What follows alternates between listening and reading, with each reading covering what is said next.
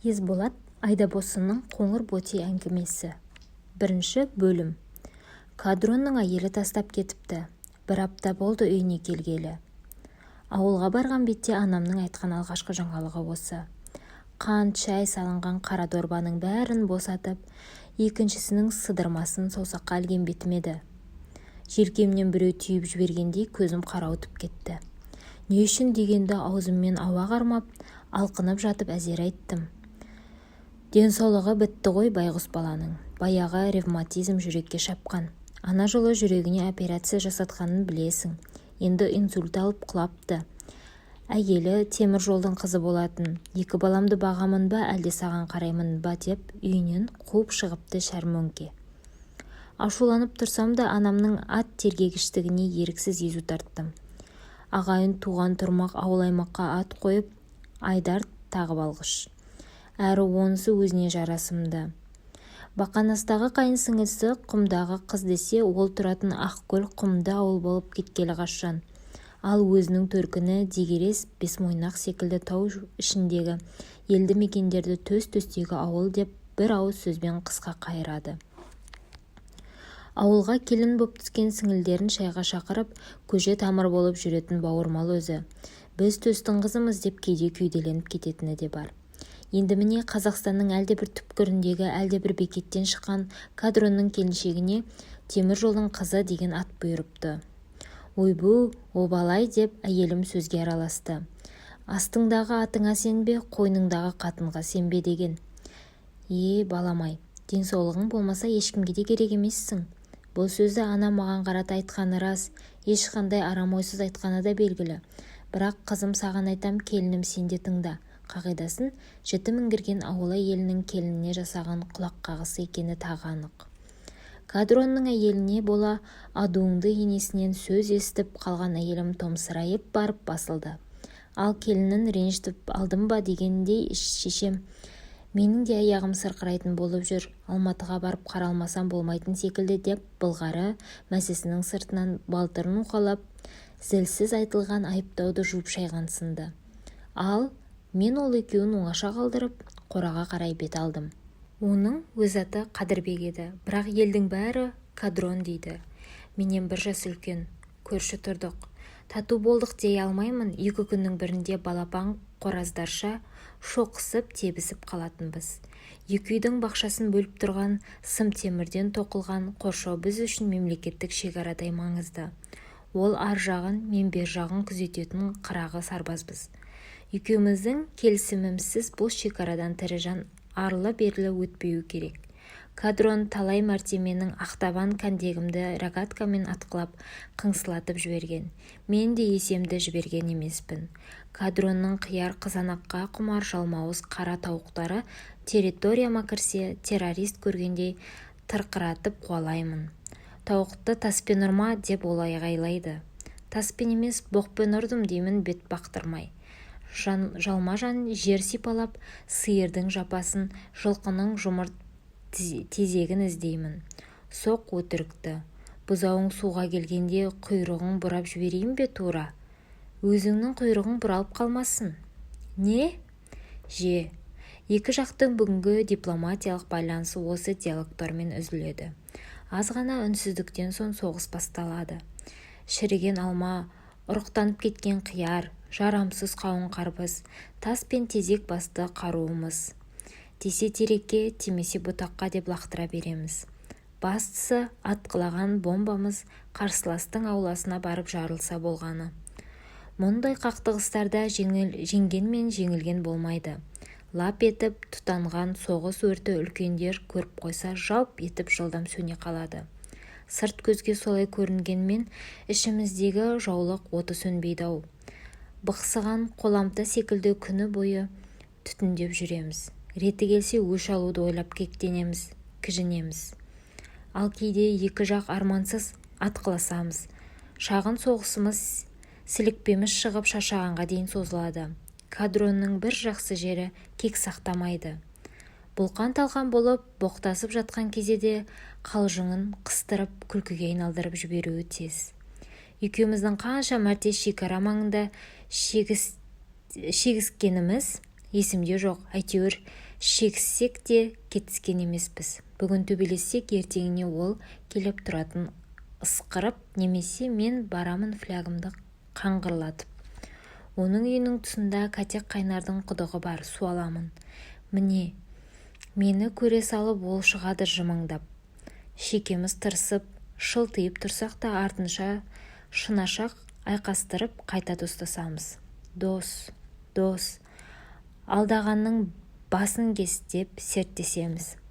Құшақтасып алып батыр бала Болатбекті дуэтпен айтамыз. Кадрон ұзын бойлы, аққұба өңді бала. Менің жайым белгілі, оның белінен келем. Екеуміздің түрімізден сондықтан ұқсастық іздеп керек емес. Бірақ екеумізді бір нәрсе жақындатса, ол кенжелігіміз.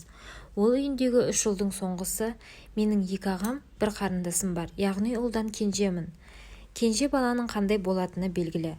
Бізде көп кенжелерде ерке, ойынқұмар, тентек едік. Кадронды атам Ембергеннің баласы дейтін. Емберген шақылдаған ашуланшақ шал еді. Менің атам секілді атқа мініп алып, ел адақтайтын қыдырымпаз емес, үй күшіктеу болатын. Көп ешкімен сырласпайды. Өзі құралпы қариялардан саяқтау жүреді. Атама күніне ауылдың насыбайшысы шал-кемпірлері кезегімен келіп насыбай атып әңгіме дүкен құрады. Ол кісіге барып жатқан тірі пенде байқалмайтын. Біз көргелі біреуге бір сабақ жіп әрі, бір сабақ жіп бермей бұйығы тірлік кешті. Біздің үйдің өткір балтасы, жақсы айыртырмасы, су таситын арба шанасы көрші қоланды қыдырып жүреді. Кімге қажет болып қалады, сол келеді де алып кете береді. Ескертіп сұрап алса Құдайдың жөні-ау. Құдды өзінің дүниесінде қолына іледі де жүре береді. Ал сосын шарқ ұры бізде. Ақыры бір көршінің үйінен табасың.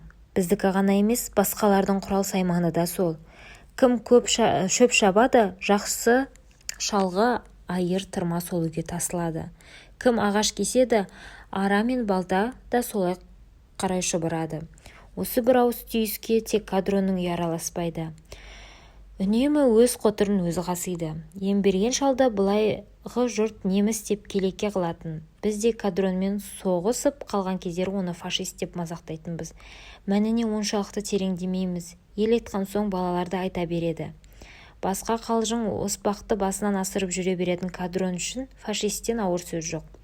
Намыстанғаннан қып-қызыл болып кететін. Yüзуіңді тілем әкеңнің деп тістене селкілдейді. Қолына түскен затпен жіберіп ұрудан тайынбайды. Сондықтан фашист деуге көп ешкімнің дәті бармайды. Кадронның атасын неміз, өздерін отбасымен неліктен фашист деп атау себебін кейіннен ұққандаймын. Емберген соғысқа әдеп кірген бетте тұтқынға түсіп 5 жыл бойы абақтыда азап көріпті. Кейіннен босанып шыққан соң да кеңес одағы майдан көрдің ғой деп маңдайынан сипай қоймаған. Қайтадан жер аударып қара жұмысқа салған. Сатқын деп үнемі қадағалауда ұстаған. Содан бекен әйтеуір Емберген ата күдікшіл, күмәншіл еді. Әлденеге өкпелі адамдай жарты ғұмырын жабырқаулы өткізді. Әлі есімде. Мамыр айының 9-шы жұлдызы болатын. Атам екеуміз Керқоянға мінгесіп, жеңіс тойын аралаған мерекеге бет алғанбыз. Кадрон есік алдындағы арық суына қайық жіберіп ойнап отыр екен. Әй, Емберген қайда, деді атам оны көре салып. Ұйықтап жатыр. Ұйықтағаны несі? Әй, Емберген-ай, бала құсап. Атам аттың басын Кадронға қарай бұрды. Шарбаққа Керқоянды байлай салып, омырауындағы ордендерін сыңғырлатып үйіне кірді. Артынан екеуміз ілестік. Есіктен ентелей енген сәтте байқағаным Кадронның үйінде мерекелік көңіл күй сезілмейді. Қара көлеңке қоржын тамға әлі көктем кірмегендей ызғар еседі. Төрге тақау салынған саңыраулық керуетте екі бүктетіліп біреу ыңыранып жатыр. Емберген ата екен. Әкімбаймысың? Деп басын көтерді біз барғанда. Ембергеннің аяқ жағына жайғасып отырған атам бізді байқай салып, екеуің генералдың адъютанты құсамай Керқоянды суғара салсаңдаршы. Ертеңгілік ұмытып кетіппін деп бізді жұмсап жіберді. Атамның тапсырмасын орындай сала Кадрон екеуміз бұтақтарды бір қарыстан сындырып алып қайық жасадық. Мен оны қайық шығарып жарыстыруға кірістік. Атыздағы судың ағысына қайықтарды тастай саламыз да құстай ұшып 200 қадамдай жерден тосамыз.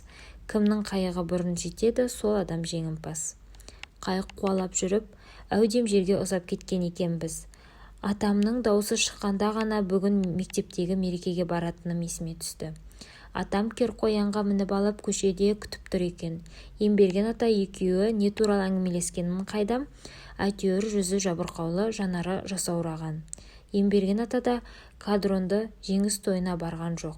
Сол күні кешкісін атам аяғына жағып жүретін медициналық спиртін жартылыққа құйып алып, кадронның үйіне кеткен.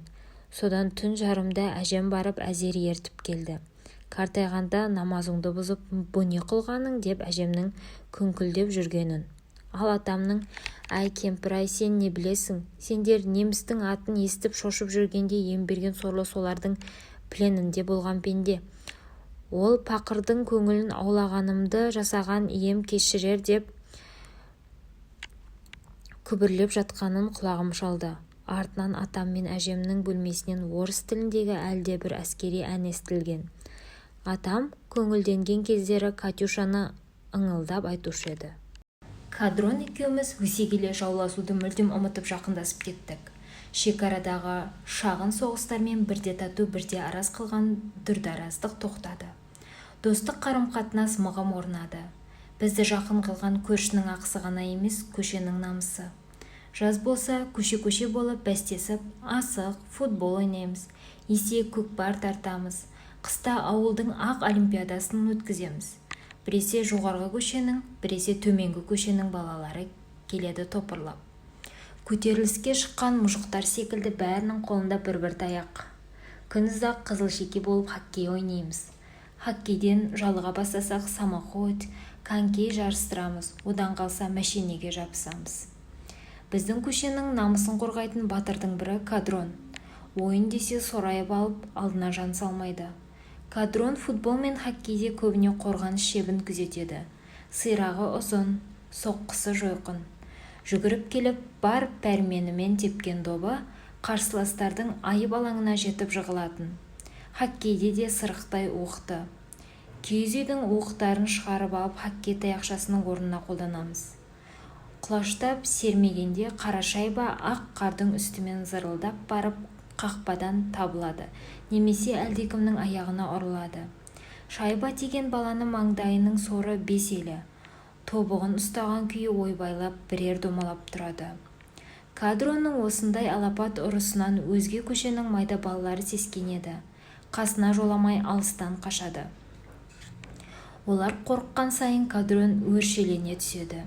Кей кездері шайба жерден көтеріліп кетіп, ауада допша қалықтап ұшатын. Ондайда қарсыластар таяқшаны көтеріп ұрды. Қараулық жасады деп Кадронды 5 минутқа ойыннан шеттетеді. Ол ойыннан шеттетеді дегенше біздің қақпаға кемінде 2-3 қолдан кірді дей беріңіз. Сондықтан біз Кадронға ойын басталар-басталмастан ақырын ұршы айналайын деп жалынамыз. Бірақ Кадрон басында жап-жақсы жүреді де, денесі қыза келе бас бермейтін қызба жүйріктей өзін-өзіне ие бола алмайды. Самоход жарысынан да Кадрон өзгелерге дес бермейді. Өзі секілді өңкеген үлкен самоходы бар. Бір талпынан жіберу, бас рет тебіну, жүгіріп келіп жіберу секілді жарыстарда алдыңғы үштіктен түскен емес. Тек конькиге келгенде ебедейсіздеу. Бір қарағанда зуылдап сырғанап барады, енді бір қарасаң сорайып құлап жатқанын көресің.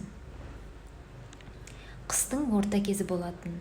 Біздің ауылдың жолдары жылдағыдай көктайғақ. Жылдағыдай кәрі құртаңдар қалтырап әрең жүр. Жылдағыдай тағасыз тай құнандардан шаттары айырылып құлап жатыр. Осы көк мұздың үстінде күні-түні ерсілі-қарсылы жөңкілдеп жүретін әрі ит пен мысық араз екі түрлі тіршілік иесі бар бұл ауылда. Оның бірі совхоздың қара жұмысына жегілген трактор, көсемсөттер. Екінші азаннан қара кешке дейін қара терге түсіп ойын салатын қара борбайлар. Көліктер шалғайдағы малшыларға жем шөп таратады. Күртік қарды күреп жол аршиды, көмір тасиды. Ал балалар олардың жүрген тұрғанын аңдиды. Алда-жалда сіз сол жылдары біздің ауылға барған болсаңыз, көшенің көк мұзында тайғанақтап, қырық аяқшы қыбырлап кетіп бара жатқан көліктерді көрген болар едіңіз. Сонымен бірге сиырдың құймышағына үймелеген қара шыбындай көліктердің құйрығына жабысқан балаларды және байқар едіңіз. Осылардың арасында қоңыр боти киген ұзын бойлы сары баланы көзіңіз шалған болса, біздің әңгіменің бас кейіпкері Кадрон деген сол сарбаз. Тракторға жабысу қыстың күні ойнайтын сүйікті әрі қауіпті ойынымыз еді. Көшенің аяғынан тыртылдаған трактор сұлбасы көрінсе, жол жиегіндегі ағаштар мен электр бағаналарының қалқасына жасырына қаламыз. Әлгі трактор тұсымыздан өте бергенде телешкісіне жармаса кетеміз. Кейбіріміз жіңішке темірдің басын ілмек бізше еп, көлікке жабысқыш арнайы құрал жасап алғанбыз. Осылайша көшенің арғы беті мен бергі бетіне тракторға сүйретіліп сырғанаймыз да жүреміз. Тракторшы шопырлардың қолына түссең оңдырмайды. Талай мәрте тоқтай қалып, монтировкасын лақтырып тырқыратқан. Әсіресе сәткен жынды бала біткенге өш. Өзінің аузы арақтан босамайтын ішкіш. Жұрттың айтуынша 100 грамм ішпей жұмысқа шықпайды. Соляркам таусылды деп конторға сәлем айтып, аяғын аспанға көтеріп жата береді екен. Оның сырын білетін бригадирлер бір шелек соляркамен қоса, бір шиша арағын қоса жөнелтеді. Көп ұзамай көк трактормен қоса сәткеннің өзі де оталады. Жұмысты жапырып істейді. Сондықтан совхоз басшылары тентек жігіттің еркелігіне көнген. Сәткен баланы көрсе, шайтан көргендей екіленіп кетеді. Тракторын жыланша ирелеңдетіп, көшенің біресе ана қапталына, біресе мына қапталына шығып, еселаң адамша бар жылдамдықпен жүйткіп айдайды. Біздің жабысып алғанымызды байқаса болды, тракторын аңыратып қатты жүріп барып кілт тоқтайды. Ондайда кейбір тәжірибесі жоқ жас бала трактордың телешкісіне басын ұрып, мертігіп жатады. Бірақ бәрібір қайтпаймыз. Арғы көшеден көк трактордың сұлбасы шалынса, жапа-тармағай төтелеп тартып жолын торуылдаймыз. Түн уағында трактор мен КамАЗ жүк көліктері табылмай қалса, жеңіл көліктерге де жармаса кетеміз. Бір-екі балаға олар да былқ етпейді. Бірақ 5-6-ауымыз қатар жармасқанда жигулилер өрге қарай тарта алмай, көтерем малдай көткеншектеп қалатын. Талай жеңіл көліктің артқы бамперін жұлып алып, талай кісінің жетпей желкелерін қиылғыр деп басталатын қарғысын естідік. Бірді-екілі таяқ жегендер де бар. Тракторға жабысудың бір жаман жері аяқ киім шақ келмейді. Су жаңа керзі етіктің бірер аптада табаны қақырап шыға келеді. Сондықтан кейбіреулер конькимен шығатын болды. Самоходымен жабысатындар көбейді. Күллі ауылдың балалары аяқ киімін зардабын тартып жүргенде жалғыз Кадрон ғана сыр алдырмады. Көлік қуалаған балалардың атаманы атанған ол, сөйтсек тракторға жабысатын күн аяғына боти киіп алып шығады екен. Табаны жайпақ, өкшесіз қоңыр боти бар еді. Күнде соны шұлғауланып киіп алады да безілдеп жүреді. Кадронның ботиына елдің бәрі қызығады. Өзге ботилардың табаны бедерлі, мұзда сырғанамай, қырсық есекше мөңкіп тұрып алады. Ал Кадрондікі тап бір сырғанау үшін жаралғандай, жүйрік, әрі төзімді. Кадрон қоңыр ботидың арқасында 6 ай қыз аяқ киім ауыстырмай өтті. Бірақ көктем шыға мұрттай ұшты. Бастапқыда аяғым сырқырайды деп жүретін. Бір күні аудандық ауруханаға түскенін естідік. Резеңке етіктің табанынан өткен суық балғын денеге ревматизм деген дерт жамап беріпті. Кадрон досым ойнақтап жүріп осылайша от басты. Кадрон ұзын ағаштағы аудандық ауруханада 2 айға жуық жатты. Сол 2 ай досымды өзгертіп жіберді. Кадрон үйіне келіпті дегенді шешемнен ести сала жетіп барғанда көргенім басқа Кадрон. Бұрынғы досым жоқ, басқа адам. Қолына Марк Твеннің Том Сойерін ұстап алып, маған күлімсіреп қарап тұрған бозбала Кадрон емес секілді. Тек сорайған бойы мен қоңыр көзі ғана өзгермеген. Бұрын жазда күнге қақталып, тотығып, қыста аяз шымшып, күңірентіп тұратын жүзі дәрі сорып тастағандай әппақ қудай. Беті ғана емес, қолы да әппақ, әрі қыздың саусағындай балбырап тұр. Амандасқанда бұрынғы әдетіне басып қолымды қысып қойды. Бүріндеу алақанымен сығымдағанда шыңғыртып жіберуші еді. Бұл жолы менің күс басқан жұмыр қолымды оншалықты мыжғылай алмады. Мамырдың ортасына қараса да аяғына аңғор ешкінің түбітінен тоқылған жүнді шұлық киіп алыпты. Екеуміз өзгелерден бөлектеніп, кадронның бөлмесіне кіріп алып, кеш батқанша әңгіме соқтық. Ол аурухананың әңгімесін айтады, мен ауылдың жаңалығын соғамын. Футболдан қай көшенің балалары жеңіп жүргенін, біздің командада кімдер барын, әрбір ойынның қалай өткенін, кімнің қалай гол соғып, кімнің кімді шалып жатқанын, кімнің кіммен төбелескенін тәптіштеп тұрып айтамын. Мен әсірелеген сайын ол қопаңдап төсегінде отыра алмайды. Ондай кезде бүйту керек, міне қарашы, мынау доп болсын, доп болсын, деп диванның үстіндегі жұмыр бөстекті жұлып алып еденге тастай салды. Допты алып келе жатқанда алдыңнан біреу жүгіріп шықты. Не істейсің? Бұлай сол аяғыңмен тепкен құсап доптың үстінен өткізіп жібересің де, оң аяғыңмен қайта іліп аласың. Көрдің бе? Міне бұлай деп біздің ауылда көп қолданылмайтын алдау тәсілін жасады. Мұны қайдан білесің деп таңырқаған мені одан әрі таңғалдыра түскісі келгендей. Допты бұлай крученный тебу керек, сонда қақпашының алдап кетесің деп бөстектің шетінен ұзын аяғымен бір сүйкеді. Жұмыр бөстек шыр көбелек айналып барып диванның үстіндегі орнына қайта қонжиды. Костя деген досым үйретті, деді. Даусында мақтаныштың лебі бар.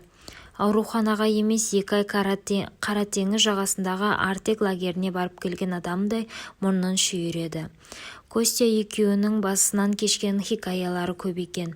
Соларды баяндағанда кадронды тіпті танымай қалдым. Түрлі медициналық терминдер мен дәрі-дәрмектің атын бірінші рет естісем де, білместігімді сездірмей бас шұлғып отырмын. Байқаймын, досымның өзі де сөзі де өзгерген. Орысша араластырып сөйлейтін болыпты. Денесі толысқаннан болар, жүріс-тұрысы да басқаша. Бойына жаңа әдеттер сіңірген. Бұрын қысы-жазы тақырбас жүруші еді, желке шашы 5 елідей болып, мойнына қарай жалданып өсіпті. Шаш қайырғаны да қызық. Басын кегжең еткізіп бір сілкігенде көзін түскен кекілі лып етіп төбесіне қона қалады. Мұнысы аз болғандай ара-тұра терезені ашып жіберіп далаға дыз еткізіп түкіреді. Бұл түкіріс біздікінен бөлек түкіріс. 2 тістің арасынан сыздықтатып шығарама қалай, әйтеуір шприцтен су аққандай жып-жинақы қалпында алысқа шашырайды. Ол сөйлеп жатыр, әрі осындай өнерлерін көрсетіп үлгеріп жатыр. Мен тыңдап отырмын. Оның әңгімесіне, шаш қойысына, түкіргеніне дейін қызығып отырмын. Мен де кекілімді өсіріп, осы құсап қайырсам қалай болар екен деп қиялдаймын. Іштей қиялдаймын да жаңадан тікірейіп өсіп келе жатқан тақыр шашымды бас қасығансып ұстап қоямын. Қойшы әйтеуір, әжеңіз деп жатыр деген хабар жеткенше кадронның әрбір әрекетіне қызығып, бірге қол тапсырған мүриттей үйіп отыра беріппін. Ауырса да кадрондығын істеді. Бастапқыда досымның халін сұрауға бара жатқанда кеудемде аяушылық сезімі болған. Бірақ қайтарда оны зор, өзімді қор санап қалғанымды байқадым. Кадронға қызығып қайттым. Ауруханаға жата алмағаныма өкінгендей қызғанып қайттым. Ақыры арманым орындалды. Кадронның ауруханадағы хикаялары түгесіле бастағанда ойламаған жерден мен де сырқаттандым. Басында күркілдеп жөтеліп жүретінмін. Тұмауратқан деп әжем қойдың майымен сылап, шешем компресс тартып, күнде кешкілік үйдегілердің барлығы улап-шулап шоколад, кәмпит береміз деп жүгіріп, әзер дегенде Қытай пияз жегізетін. Бірақ жөтел кетпеді. Уақыт өте келе ауа жетпей, алқынатынды шығардым. Ақыры аудандық дәрігерлер демікпе диагнозын қойып, Алматының шетіндегі балалар ауруханасының бірақ шықтым. Әке-шешем шырпыр болып жүр, ал мен ауырғаныма аздап қобалжысам да іштей разымын. Кадронмен теңесетін болдым. Мен де Костя секілді орыс достар табамын. Бір-екі айда орысша үйреніп алып, Кадронға ауруханада болатын түрлі қызықтарды әңгімелеп беремін. Өйтемін, бүйтемін деп қиял қуамын. Ол ұзан ағашта жатса, мен Алматыға келдім. Одан асып түстім деген мақтангершілік те жоқ емес. Бірақ алғашқы ине жамбасқа шаншылып, аурухананың төсегінде елегізіп, ұйықтай алмай шыққан бірінші түн-ақ әлі мақтаныш сезімі сетінеп сала берген. Кадрон әлде әсірелеп айтады, әлде жанынан шығарады. Ауруханада ешқандай адам қызығар дүние жоқ екеніне бір аптаның ішінде көзім жетті. Әрине, мұнда да балалар көп, бірақ барлығы дімкәс. Қиқылдап-шиқылдап жөтеліп, тұншығып жатқан өзімен өткен көк сауларды көргенде зәрем ұшып, құтым қашты. Мен секілді демікпенің алғашқы сатысында жеткізілген балалар да бар. Солар бірігіп алып ойынның түбін түсіреміз. Аптасына сары жегулиді терлетіп әкем мен шешем келеді. Екеуі екі дорба азық-түлік әкеледі. Сонымен қатар қалада тұратын нағашылар мен туған-туыстар бар. Олардың бәріне әжем қоңыраулатып тыным бермейтін көрінеді. Кезек-кезек тамақ тасиды. Күлшелі бала сүйкімді деген. Республиканың алыс бір түпкірінен келіп емделіп жатқан ағайындары айына бір ат ізін салатын балаларға қарағанда менің абыройым жоғары. Әкелген тағамдардың дәмдісін жақын достармен бөлісіп жейміз. Артылғанын өзгелерге үлестіремін. Медбикелер мен дәрігерлерге де сыбаға береміз. Бәрі мені жақсы көреді. Бәрі менімен дос болуға құштар. Осылайша бірер апта ауруханаға да үйреністім. Жамбас етін шұрқ тесік қылған инемен кермек дәмді дәріге де көндіктім. Бәрі жақсы, тек түсте ұйықтатып қоятыны жаман. Күні бойы үй көрмейтін, кешкілік талып жағылғанға да ғана ұйықтайтын ауыл баласын тапа-тал түсте төсекке таңып қоюдан артық қорлық жоқ шығар. «Поворачиваемся к стенке» деген медбикенің айқайы шыққанда шекем тырса қалды. Бастапқыда ұйқысы келмеген адамды ұйықтатып қою деген заңды кім шығарған? Бүйткен Тихий жастарының қызын ұрайын деп атамның сөзіне салып талай боқтадым.